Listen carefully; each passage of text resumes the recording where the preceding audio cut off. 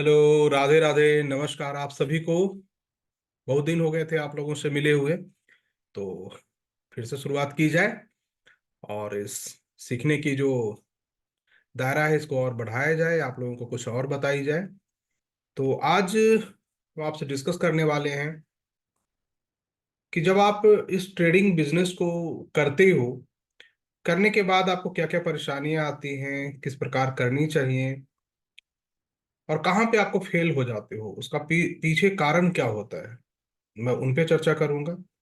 कुछ चार्ट के बारे में चर्चा करूंगा कि जब ब्रेकआउट आप देखते हैं तो वहाँ दिक्कत क्या आती है। और मार्केट के बारे में भी कुछ डिस्कशन करेंगे इनमें कि बाजार का स्वभाव यहाँ से क्या होने की संभावना होगी। तुक्का लगाते हैं, देखते हैं चलता है नहीं चलता है, वो आने वाले वक्त में मार्केट उसको बता देगी। ठीक है। तो बात होती है यहाँ से आपकी सबसे पहले ट्रेडिंग की। आप में से बहुत से ऐसे लोग हैं जो इस बाजार में इस ट्रेडिंग को करने के लिए, ट्रेडिंग व्यवसाय को, बिजनेस को शुरुआत करने के लिए आते हैं। कुछ लोग लाए जाते हैं दोस्तों के द्वारा, अपने मित्रों के द्वारा, घर में कोई कर रहा है उसके देख कर। और बहुत लोग आते हैं, अब तो सोशल मीडिया का टाइम है तो सोशल मीडिया पे भी देखकर चले आते हैं। आने के बाद सबसे बड़ी परेशानी ये होती है कि जब इस बाजार में आप आते हो तो आप डरे सहमे होते हो। डरे सहमे होने के कारण आपके पास कैपिटल तो होती है, बट आप सोचते हो लगाकर देखते हैं इतना, इसमें अगर कुछ ठीक ठाक हो जाएगा तो फिर आगे देखेंगे। पर जब आप लगाकर देखते हो तो शुरुआती में के कुछ दिन होता है कि प्रॉफिट हो जाता है, और उसके बाद आपको तकलीफ होनी शुरू हो जाती है, और जो भी आपका पैसा है बाजार धीरे धीरे लेना शुरू कर देता है। ये बाजार की नेचर है। दूसरी चीज क्या है कि जब आप इस बाजार में आते हो आप सीखने का प्रयत्न नहीं करते हो। ये भी एक बिहेवियर है। इन्वेस्टर या ट्रेडर जो भी पहले आते हैं, काफी कुछ लॉस हो जाने के बाद समझ में आता है कि अब हमें स्टार्ट करनी चाहिए। सबसे बड़ी बात है कि जब आप बाजार में आते हो तो मैंने जहां तक इस बाजार को समझा है, देखा है, आपको ऑप्शन में जो ट्रेड करते हो, खास करके बाइंग में जाते हो, उसको शुरुआती कम से कम 1.5 से 2 साल तक एवॉइड करो। वो आपके काम का नहीं है। लेकिन दिक्कत यह है ना कि आपके पास शुरुआत में लगा के जो देखने वाली नेचर है, और ऐसे बहुत से लोग हैं जो 30,000, 40,000, 50,000 रुपये रखे रहते हैं स्टॉक मार्केट में जब आते हैं तो। बाकी के बिजनेस करने के लिए उनके पास बहुत पैसे हैं, लेकिन इस मार्केट में जब आएंगे ना तो पहले लगाकर देखने की नेचर के कारण 30,000, 40,000, 50,000, 10,000 आते हैं। और आने में उनको जितना कम पैसा जिसके पास है उसकी लालच उतनी ही ज्यादा है, उसको उतना ही ज्यादा बाजार से रिटर्न चाहिए। वो ऑप्शन बाइंग की ओर चला जाता है, क्योंकि बाइंग में एक मैजिक वर्ड है, limited risk unlimited reward. Selling में है अनलिमिटेड रिस्क लिमिटेड रिवार्ड, जिसके कारण वो सेलिंग में ना जाके बाइंग में जाते हैं, जबकि बाजार में जो दिखता है वो होता नहीं है। ये बाजार की एक परिभाषा है, इस चीज को नहीं समझ पाते हैं। वो लिमिटेड रिस्क एक्चुअली में लिमिटेड नहीं है, इस बात को समझना होगा। तो वो ऑप्शन में चले जाते हैं। ऑप्शन में जाने के बाद वो जो लॉस करना शुरू करते हैं तो ऑप्शन एक आपकी हैबिट में आ जाती है, वो बाय नेचर बाय प्रोडक्ट आपके अंदर अब आ जाएगी, अब आप उसको छोड़ नहीं पाओगे। नतीजा होता है कि आप और लॉस करना शुरू कर देते हो, क्योंकि लालच होती है ना। और इसमें सबसे बड़े योगदान है वैसे लोगों का जो सोशल मीडिया पे एक्टिव रहते हैं, वीडियो बनाते हैं। वो अनाप शनाप के क्या करेंगे कि प्रॉफिट दिखाएंगे। अनाप शनाप के ढेर सारे, आप तो देखते हैं इंस्टाग्राम वगैरह पे कि कैश बहुत सारे रखे हुए हैं, दिखा रहे हैं बहुत से लोग, और उसको देख कर लोग इन्फ्लुएंस हो जाते हैं, और ज्यादा पैसा लगाते हैं और लॉस करते हैं। बट सच बात यह है कि बाजार वैसा नहीं है।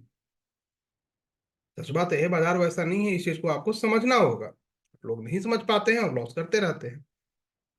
तो जब आप आओ बाजार में तो मेरी यहां तक जो मैंने समझा है कि आपको कैश से स्टार्ट करनी चाहिए। कैश मतलब इक्विटी से, और इक्विटी बेस्ड है। स्टार्ट क्या करना चाहिए, आप हमेशा, मैं प्रयास करूंगा कि आप इक्विटी में करो।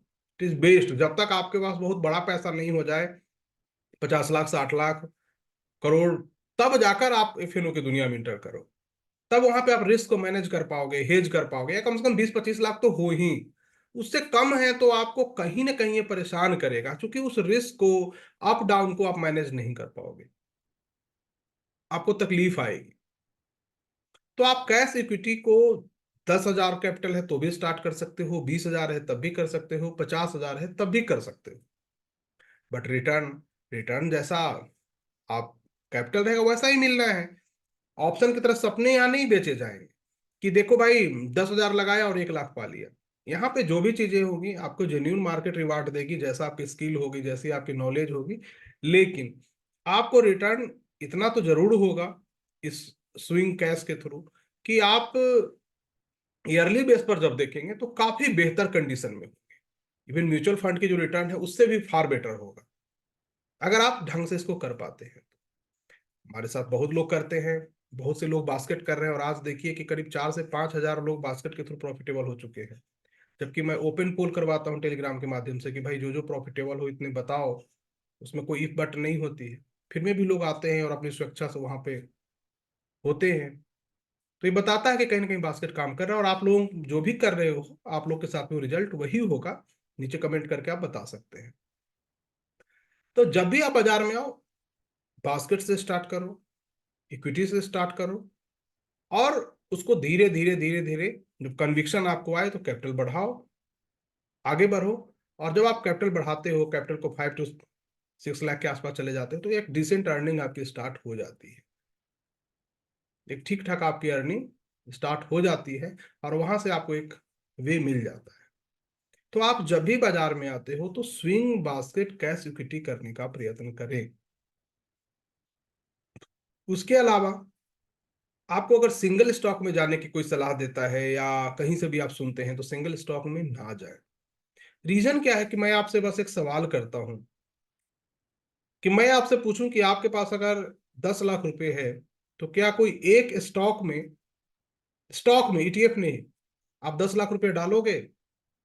बहुत अच्छे स्टॉक हो, रिलायंस हो, एसबीआई टाइप के हो जिसको नॉन स्टॉक है, क्या आप 10 लाख एक स्टॉक में कोई में डाल सकते हो? तो आपका आंसर होगा नहीं सर, नो। और वर्ल्ड के जितने भी बड़े बड़े इन्वेस्टर हैं, क्या उन्होंने अपनी सारी कैपिटल एक स्टॉक में डाला है? तो आंसर है नो। जबकि उनका विजन कितना है, लॉन्ग टर्म, 20 साल, 25 साल, 15 साल। तब वो एक स्टॉक में वो नहीं डालते हैं उतने बड़े इन्वेस्टर। तो आप इतने स्ट्रांग कैसे हो सकते हो कि आप इंट्राडे करते हो, बीटीएसटी करते हो, 5-10 दिन की होल्डिंग करते हो या महीने दिन के करते हो, और आप एक स्टॉक में जाओ? आप ट्रेडिंग करते हैं तो यही काम करते हैं ना। यही कारण लॉस होता है कि जब लॉन्ग टर्म का विजन हम एक स्टॉक में नहीं बना सकते हैं तो शॉर्ट टर्म का क्यों करते हो? तो इसलिए आप एक पूरी बास्केट बनाओ, ग्रुप ऑफ स्टॉक बनाओ, बंच ऑफ स्टॉक का बनाओ, और उसके थ्रू जब आप इंटर करते हो तो आपका रिस्क जो होती है वो मिनिमाइज हो जाती है, सब पे अलग अलग बंट जाता है, और जिसके कारण आप कहीं ना कहीं अपने आप को बेहतर पाते हैं। बस उस बास्केट बनाने के लिए आपको प्राइस रीडिंग, चार्ट रीडिंग आनी चाहिए, और काफी अच्छी कंडीशन में आनी चाहिए। जब चार्ट रीडिंग आप समझ लेते हो तो बास्केट में इंटर करते हो तो बहुत कम स्टॉक होते हैं आपके जो आपके डाउन होंगे, और स्टॉक अच्छे वाले सिलेक्शन में होने चाहिए, नोन होने चाहिए। ये सब काम जब आप करोगे, और 1 साल के बाद जब आप देखोगे तो आपकी पीएनएल जो अभी तक रेड में जिन लोगों की, वो ग्रीन हो चुकी है। यकीन नहीं आता है तो आप हमारी बात को समझें। आपके पास अगर 5 लाख कैपिटल है तो 2.5 लाख रुपए से आप जो ट्रेड करते हो करो, और 2.5 लाख रुपए से आप बास्केट शुरू करो कैश इक्विटी। 1 साल के बाद पीएनएल देख लेना। वो 2.5 लाख वाला हो सकता है कि 1.5 हो जाए, 1 हो जाए, ये 2.5 वाला बढ़ जाएगा। ट्राई करके देख लीजिए, पता चल जाएगा। तो इतना आसान है, बट उसके लिए जो पेशेंस चाहिए वो किसी बाजार में नहीं बिकता है, क्योंकि इसमें पेशेंस चाहिए आपको। आपको समझना होगा कि हम जब भी कोई ट्रेड करते हैं, ये ट्रेडिंग करने इस बाजार में आते हैं, चाहे आप जॉब करते हो चाहे बिजनेस करते हो, आपको लगता है कि नहीं मेरा साइड एक इनकम हो, तो आप बास्केट करो ना। कौन सा दिन भर आपको पकड़ के बैठना है? एक बार पोजीशन बना लिया अपना, बैठे हुए हैं, जब प्रॉफिट आ रहा है काट रहे हैं, आराम से राइड कर रहे हैं, मोह माया से दूर है। तो इन सब चीजों को समझिए, बास्केट करेंगे खुश रहेंगे। अन्यथा आप और भी जितनी चीजें ट्राई करते हैं और कुछ कर लीजिए, पता चल जाएगा। कुछ खोना आना जाना है नहीं। एफएनओ करते हैं तो एफएनओ में हेज आपको आनी चाहिए, साथ ही साथ उसका रिस्क को समझना होगा, और उसमें भी बास्केट के थ्रू जाना। बिना बास्केट के इंटर नहीं करना है। अगर आप एफएनओ करते हो तो उसमें भी बास्केट होनी चाहिए, आपके पास हेज प्लान होना चाहिए, तब एफएनओ में जाइए। जैसे मैं मंथली एफएनओ करता हूँ, आप लोगों के सामने है, रिजल्ट भी आपके सामने है।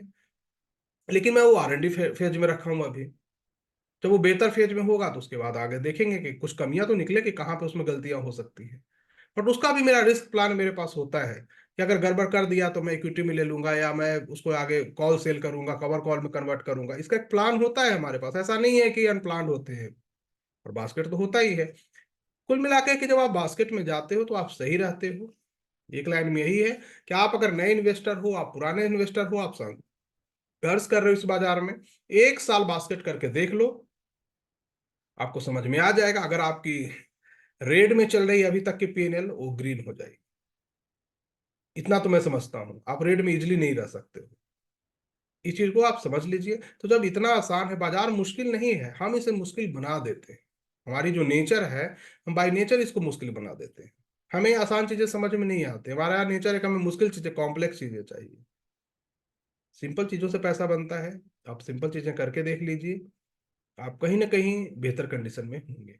तो जो भी हमें जानते हैं, हमारे मित्र हैं, हमारे फॉलोअर हैं, हमारे शुभचिंतक हैं, उनको मैं यही कहूंगा कि अगर आप मुझे जानते हैं, समझते हैं, तो मेरी राय को भी समझिए और कैश इक्विटी स्विंग बास्केट में एंटर कीजिए। आपको समझ में आएगा। जब उसमें सफलता मिल जाएगी तो आप उसको इंट्राडे भी कर लो, BTST कर लो। आप इंट्राडे ही बना लो बास्केट। प्रॉफिट नहीं आता है, हम उसको BTST रख लेंगे। नहीं आता है, हम उसको स्विंग में कन्वर्ट कर लेंगे। इतना तो कर सकते हैं, बस पोजिशन साइजिंग मेंटेन रखिए, आप हैप्पी रहोगे, कोई दिक्कत नहीं है। ये सब किया कीजिए, मुझे नहीं लगता कि आप लोगों को तकलीफ होगी। ट्राई कीजिए ना, 1 साल में पता चल जाएगा। अभी 6 महीने ही कर लो, 6 महीने में पता लग जाएगा कि मैं गलत हूं या सही हूं। तो अगर अभी तक आप लॉस कर रहे हो बाजार में और परेशान हो लॉस से, तो आप स्विंग इक्विटी बास्केट में एंटर करने का प्रयास कीजिए, सीखने का प्रयत्न कीजिए, इसको समझने का कीजिए। आफ्टर 6 मंथ अपने आप को देख लीजिए। लेकिन स्ट्रिक्टली करना है, स्ट्रिक्टली तभी। मैं दूसरी चीज बता रहा हूं कि आप लोग, बहुत से लोग लॉस करते हैं बाजार में। तो लॉस करने का मेन रीजन क्या होता है कि वो उस लॉस से परेशान होते हैं जो हुआ ही नहीं। जैसे ट्रेड लेने से पहले अगर आप कोई ले रहे हैं, तो उसका अगर किसी का एसएल बड़ा दिख रहा है, तो पहले ही आप मान लेंगे सर इसका एसएल बहुत बड़ा है, ये ट्रेड अच्छा है। मतलब जो एसएल हो ही नहीं सकता है या ना हो, उसकी होने की संभावना बहुत कम हो, उसको देख के हम डर लेंगे और वो अच्छा ट्रेड है, नहीं लेंगे। तो मतलब जो हुआ नहीं है उसको सोच के हम ज्यादा डरते रहते हैं। और बहुत से लोग इस प्रयास में रहते हैं कि कोई ऐसी स्ट्रेटजी, कुछ ऐसी ट्रेड मिले जिसमें लॉस हो ही नहीं। अरे भाई, रिस्क है तब रिवार्ड होगा बाजार में, दोनों पार्ट को फॉलो करना है तो थोड़ा सा रिस्क रहेगा। आप 100% रिस्क ब्लॉक करने का प्रयत्न मत करो। थोड़ा सा गैप होल छोड़ो कि भाई ये आपका रिस्क, हमें इसे मैनेज करना है, ये कंडीशन आएगी तो। बाकी छोड़ दो बाजार को उस रूप में, तो पैसा दे देगा। फिर हम उस लॉस के लिए परेशान रहते हैं जो होता ही नहीं है। इस बात को भी समझना है। तो आपको रिस्क लेना है। बिना रिस्क लिए कोई भी ऐसा प्रोफेशन वर्ल्ड का नहीं है जहां पर रिस्क नहीं है। स्टॉक मार्केट भी उसमें इंक्लूड है कि रिस्क है यहाँ।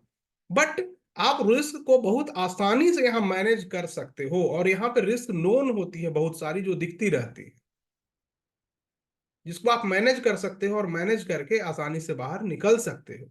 ये मार्केट में इसकी डायनामिक में इतनी चीजें हैं, लेकिन अदर बिजनेस में उतना रिस्क मैनेज करने के लिए नहीं है। बट हम लोग क्या करते हैं, आए सीधा इसके जो सबसे रिस्की पार्ट है उस पर एंटर कर जाते हैं, नतीजा गेम हो जाता है सबका। तो ये समझिएगा। दूसरी चीज, अब आते हैं थोड़ा सा हम आपको ब्रेकआउट चार्ट पे बताते हैं कि क्या होता है। यहाँ पे देखेंगे आपको इस नौकरी इन्फो एज के चार्ट दिख रहा होगा। चार्ट में आपको ऐसा दिखता होगा कि ये तो ब्रेकआउट कर चुका है, दिख रहा है। अगर हमने 1 डे का चार्ट खोला है तो आपको ये दिखेगा कि ये तो ब्रेकआउट कर चुका है और ब्रेकआउट करके ऊपर भी जा रहा है। लेकिन अब थोड़ा सा और इसको हम लोग वीकली टाइम फ्रेम पे करते हैं। जब आप वीकली टाइम फ्रेम पे करते हो चार्ट को, तो आपको क्या दिखता है कि इस एरिया में एक रेजिस्टेंस है। कहां पे? कल लगभग 7500 के आसपास से लेकर ये 7000 से 7500 का जो जोन है, 500 पॉइंट का, इसका एक रेजिस्टेंस है। तो जब भी आप कोई ब्रेकआउट को यूज करते हैं तो इन चीजों को आपको ख्याल रखना है। उसके साथ देखना है कि क्या वहां पे कोई ट्रेडिशनल पैटर्न तो नहीं बन रहा है। तो जब आप इस चार्ट को ध्यान से देखेंगे तो आपको एक ट्रेडिशनल पैटर्न बनता हुआ प्रतीत होगा। वो ट्रेडिशनल पैटर्न क्या है कि आप यहाँ देखेंगे कि एक कप के आकार का ऐसा बन रहा है। तो आने वाले भविष्य में ये CNH पैटर्न बना सकता है, कप एंड हैंडल पैटर्न को बना सकता है। तो कप एंड हैंडल पैटर्न बनाने के लिए इसको क्या करना होगा कि ये ब्रेकआउट की सीमा को इस यहां तक ले जाए, और इसके और ऊपर थोड़ा सा हो सकता है कि ले जाएगा, और उसके बाद इसको नीचे गिराए, या इसी सीमा से यहाँ पे ले जाके एक बार नीचे गिराए। और कहां तक? ये जो लंबाई है इसका लगभग मैक्सिमम 30%। तो ये एरिया आता है 30% का आपको, ए जोन लगभग 57-58 का जोन, जिसको हम बोलते हैं रिटेस्ट पॉइंट या कप का हैंडल भी। और फिर यहां से जो ब्रेकआउट करेगा, ये जो कप की गहराई होगी यहां से यहां तक की, वही इस ब्रेकआउट की ऊंचाई होगी, मतलब वो हमारा टारगेट होगा। ट्रेडिशनल पैटर्न तो यही बताता है। तो जब आप चार्ट स्टडी करते हो और सिर्फ ब्रेकआउट देखते हो, तो आप ये भी देखो कि क्या उस ब्रेकआउट के दौरान कोई प्रीवियस रेजिस्टेंस है, क्या कोई ट्रेडिशनल पैटर्न बन रहा है जो मल्टीपल टाइम फ्रेम पे मल्टीपल कैंडलों से मिलके बना है। इन सब चीजों का भी ख्याल रखना है, तब आपको उस पर ट्रेडिंग डिसीजन लेनी है। तो चार्ट रीडिंग जब आप करते हो तो एक पूरा वाइल्ड सब्जेक्ट है, ऐसा सब्जेक्ट नहीं है कि कोई आएगा चार्ट ट्रेंड लाइन खींच देगा या दो इंडिकेटर बता देगा और आपके दिमाग में भर देगा। बाजार में जब तक ये पेज पढ़ोगे, बाजार अगला पन्ना पलट देती है, बाजार की तो ये नेचर है। तो आपको इन चीजों को भी समझना होगा। तो यहाँ पे CNH पैटर्न बनाने की कोशिश कर सकता है। तो आगे से इसको अपने वॉच लिस्ट में डाउन करके रखिए कि क्या CNH पैटर्न बनाता है, और अगर बनाता है तो फिर आगे उसका क्या टारगेट होगा, उसको आप लाइव देखेंगे तो आपको कुछ समझ में आएगी। वैसे ही यहाँ पे आप देखिए रिलायंस की, रिलायंस ने क्या किया है, यहां से ऊपर होकर एक रेंज में रहा है, तो एक कुछ फ्लैग जैसा बनाने का प्रयास किया है। तो अगर ये फ्लैग जैसा हुआ है तो ये ब्रेकआउट हो चुकी है वीकली बेसिस पे। तो ये क्या कहता है, जितनी डंडे की लंबाई होगी उतनी ही ऊपर चौड़ाई। लेकिन फ्लैग थोड़ा सा झुका हुआ होता तो मेरे लिए ज्यादा बेहतर हो जाता, लेकिन मैं समझता हूं कि ये जो इलेक्शन का इवेंट का टाइम था जिसके कारण ये अप डाउन कर गया है, और सारा यहाँ पे चार्ट को कहीं ना कहीं पैटर्न को थोड़ा सा गड़बड़ करने का प्रयत्न किया, लेकिन ये चलेगा। तो यहां से लेकर मान लो कि हमने 2300 रुपये से लेकर यहाँ पे हाई होता है 3000 का, लगभग 700 पॉइंट का है। तो इस ब्रेकआउट के बाद हमारी टारगेट क्या क्या होगी, 3000 से ऊपर, मतलब 3700 तक। ये शॉर्ट टर्म में एक बार कहीं ना कहीं फ्लैग फ्लैग के कारण ये दिखा सकता है। तो इसको भी हम लोग लाइव देखेंगे कि क्या ऐसा हो पा रहा है। तो इस प्रकार आप चार्ट रीडिंग करेंगे, सिर्फ ये नहीं कि सर इसके ऊपर निकल गया तो हमारा ब्रेकआउट है या डाउन है, उतना काम नहीं चलेगा। इसलिए मैं बार बार कहता हूं ओपन योर थॉट्स, अपने थॉट्स को थोड़ा सा आप डेवलप करो। मैं क्यों बता रहा हूं कि निफ्टी अभी गिरनी नहीं चाहिए? रीजन क्या है कि वैसे स्टॉक अब चलना शुरू किए हैं जो कि सोए हुए थे, HDFC बैंक, रिलायंस।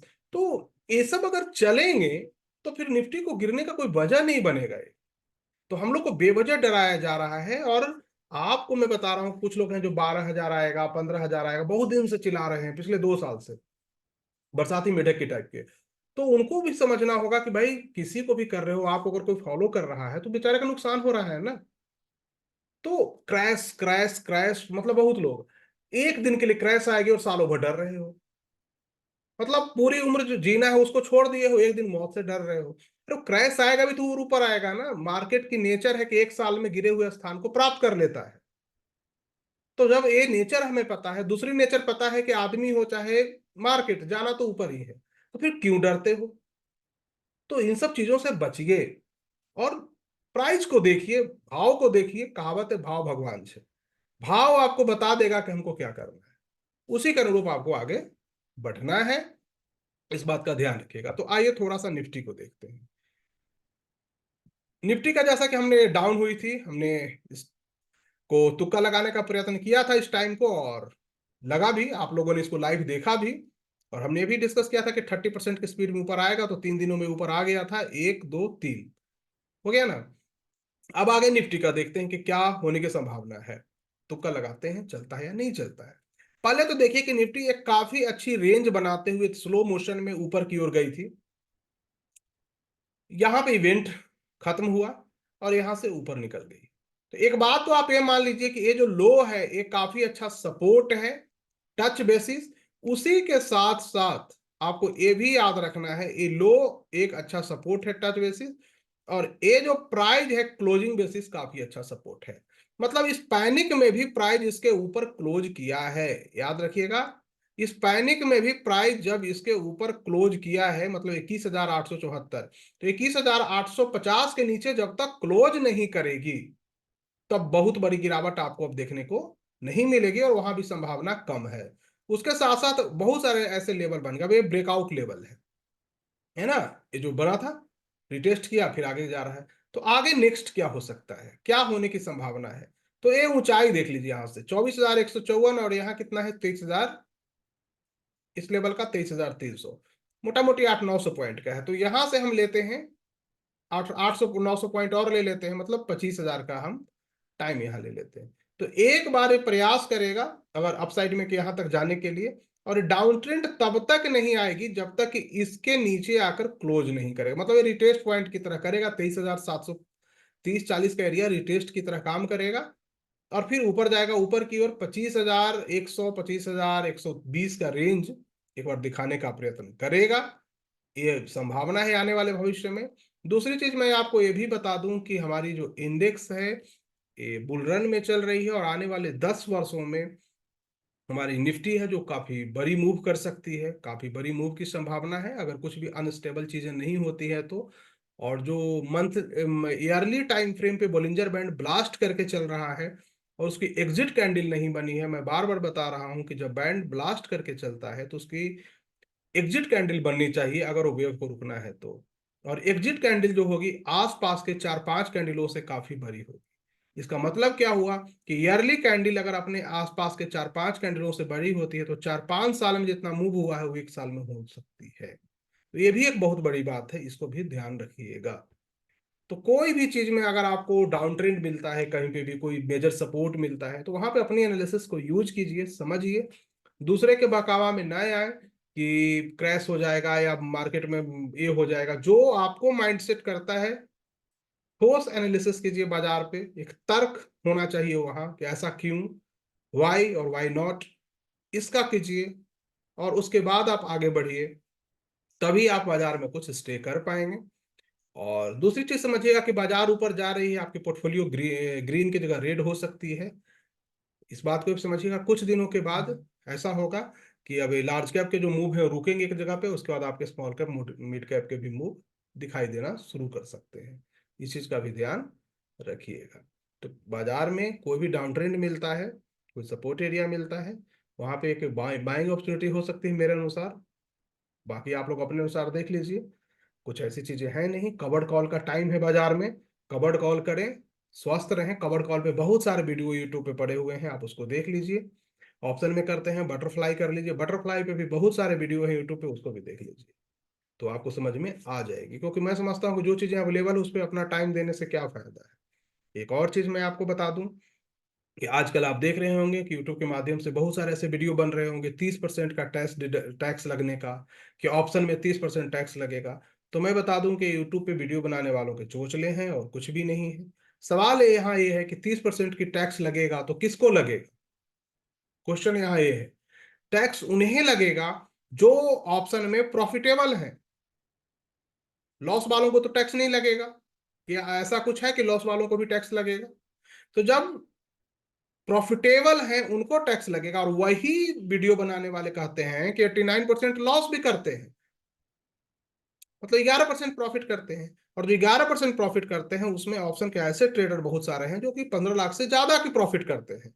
तो जो 15 लाख से ज्यादा प्रॉफिट करोगे तो ऑलरेडी आपको 30% टैक्स लगने हैं जनरल टैक्स रेट में।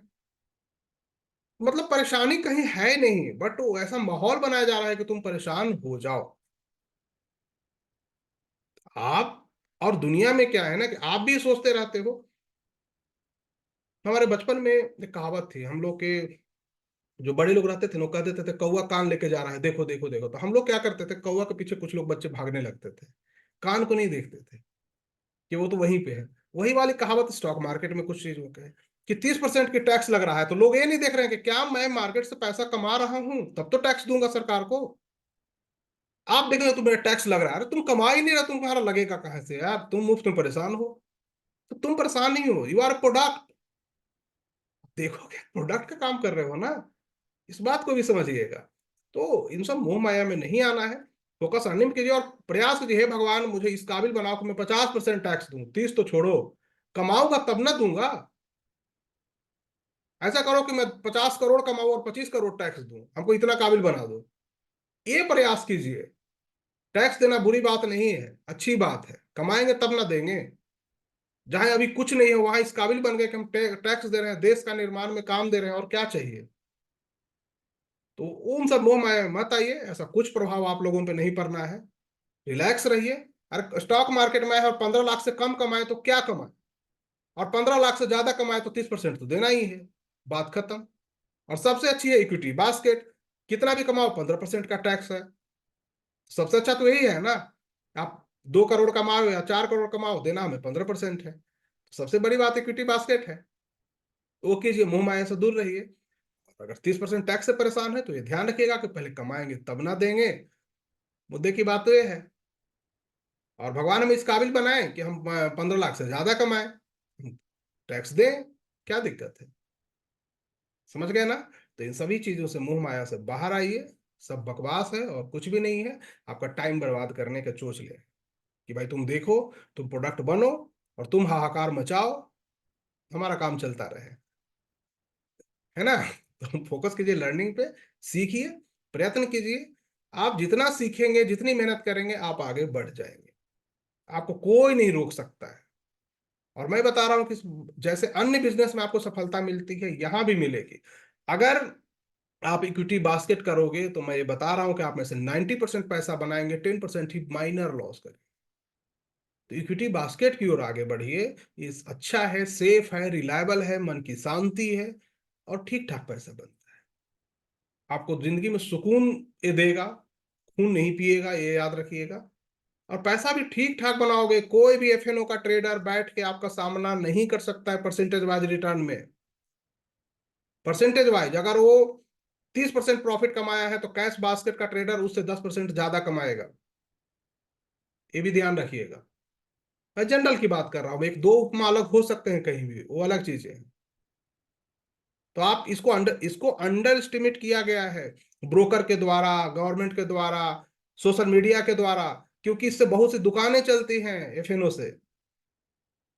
ब्रोकर को अच्छे खासे ब्रोकरेज आ जाते हैं। आप ही लोग देखो ना कितना ब्रोकर को दे रहे हो। उसके अलावा गवर्नमेंट को बहुत से टैक्सेस मिलते हैं। सोशल मीडिया पे बहुत सारे वीडियो मिल जाते हैं, कोर्सेज मिल जाते हैं। इसका एक बहुत बड़ा इन्वायरमेंट है। आपको बचना है, बाकी फैसला आपको करना है। मुझे तो जो दिल में आया मैं आपको बता रहा हूँ। और हर इंसान में कमियां होती है, कमियां मुझ में भी हो सकती है। मैं किसी को कम नहीं कर सकता हूँ कि उसमें कमी है, उसमें है, मुझ में भी हो सकती है। मैं जब जानता हूँ कि मुझ में है तो मैं दूर करने का प्रयत्न करता हूँ। क्योंकि इंसान है वो, तो उसमें गलतियां होंगी, कमियां होंगी, उसको तो दूर करना है। भगवान तो है नहीं। तो ये चीजें आप ध्यान रखिए और मेहनत कीजिए। आप कर सकते हो, कोई नहीं रोक सकता है आपको। बट शर्त है, स्टार्टिंग फेज में 2 साल 3 साल इक्विटी स्विंग बास्केट में एंटर कीजिए। जब आपको इस समझ में आने लगे, पैसा बनने लगे, और आपको फिर भी इरादा हो कि नहीं मुझे एफएनओ में जाना है, तो जाओ। लेकिन मैं आपको बता दूं, एफएनओ एक हेजिंग प्रोडक्ट है। वो बिना हेज के नहीं जानी चाहिए। आपको हेज करके ही जानी चाहिए, और हेज के लिए वो डिजाइन की गई है। तो अगर आप हेज करना जानते हो, उसका यूज कीजिए। एफएनओ में जब भी मौका मिले तब चौका लगाओ, बाकी शांति से बैठे रहो। कोई हेज के थ्रू इंटर करते हैं, मल्टीपल हेज होते हैं, कोई भी आप एक समझ ले और कोई एक पे फोकस करो। किसी एक पे अगर आपने फोकस कर लिया तो आपको कोई नहीं रोक सकता है। बाजार में आप लॉस इसलिए भी करते हो ना कि आप जंपिंग बेबी बेबी होते हो, मेढक होते हो, मेढक, कभी यहाँ कभी वहां, कभी वहां, कभी इस स्ट्रेटजी कभी उस स्ट्रेटजी। आप एक पे फोकस कर लो और एक पे लगातार 6 महीने काम करो, प्रॉफिट हो लॉस हो कोई मतलब नहीं। आप देखोगे कि आफ्टर 6 मंथ आपने अपना रास्ता तलाश कर लिया है। 6 मंथ बस एक जगह बैठनी है, बस एक जगह। कोई एक चीज पे 6 मंथ एक जगह, इसके अलावा कुछ नहीं करनी है। वो उछलने की आदत जो है ना, आपको जीने नहीं देगा, न कमाने देगा। दोनों मुश्किल में डालेगा ये बाजार। तो उछलने की आदत बंद कर दीजिए। जितना आप उछलना कम करेंगे उतना ही पैसा आपका बढ़ेगा। तो बाजार में इस चीज को समझिए। इसके साथ ही सेवा समाप्त करते हैं। जो भी चीजें आज बतानी थी, मन की बात हमने बता दी कि भाई ये चीजें हैं। बाकी आपका मर्जी है, पैसा आपका है, डिसीजन आपका है, लाइफ आपका है, टाइम आपका है। तो जो करना है करते रहिए बाजार में। लेकिन यही सच है, इसको बदला नहीं जा सकता है। मुझे आशा और अपेक्षा है कि अगर आप मुझे फॉलो करते हैं, आप मुझे जानते हैं और आप मुझे समझते हैं, तो इन चीज़ों को गहराई से समझेंगे और इस पे काम करना शुरू करेंगे। और कहीं ना कहीं उसका इफेक्ट आपको देखने को मिलेगा। क्योंकि मैं समझता हूँ कि जो लोग भी हमें जानते हैं या फॉलो कर रहे हैं वो काफी समझदार लोग हैं, काफी अच्छे लोग हैं, और वो मेहनत करना चाहते हैं, इसलिए वो यहाँ पे हैं। तो मैं भी चाहता हूँ कि आप लोग प्राउडली बताएं हमसे जब मिले 5-6 महीने बाद कि हाँ सर, मैं पैसा बना रहा हूँ, मैं प्रॉफिटेबल हूँ, और मैं अपने लाइफ से अब रास्ता मिल गया है, वे ऑफ लिविंग, मैं आगे बढ़ रहा हूँ। मुझे बहुत खुशी है। और ऐसे बहुत लोग मुझे मैसेज आप लोगों के आते रहते हैं जो ये काम कर रहे हैं, मुझे काफी अच्छा लगता है कि चलो, मैं तो आया था यहाँ पे कि चलो एक व्यक्ति भी काम करने लगे और पैसा कमाए, और ऐसे बहुत लोगों को मैसेज जब आता है तो काफी अच्छा लगता है। तो आप लोग भी कीजिए, मुझे लगता है कि वो दिन दूर नहीं है जब आप लोग भी एक अच्छे बिजनेसमैन कहलाएंगे, और सोसाइटी हो, घर हो, हर कोई आप पे एक दिन प्राउड फील करेगा, और आप अपने प्रोफेशन पे प्राउड होगा। तो स्टार्ट कीजिए कैश इक्विटी बास्केट। बाकी चीजों को ठंडे बस्ते में कुछ दिन डालिए, 6 महीने बस आजमाइए अपने आप को, 6 महीने बाद आप फ्री हो, आपको जो करना है कर लेना, अगर आप कर पाए तो। बट इस 6 महीने अगर आपने ईमानदारी से किसी एक सिस्टम पे दे दिया और इक्विटी बास्केट स्विंग की ओर आगे बढ़े, आफ्टर 6 मंथ आपको बहुत कुछ परेशानियां नहीं आएगी, आप अपने रास्ते को तलाश कर लोगे और आगे बढ़ जाओगे। ओके, इसी के साथ साथ धन्यवाद, नमस्कार, आप सबका दिन शुभ हो।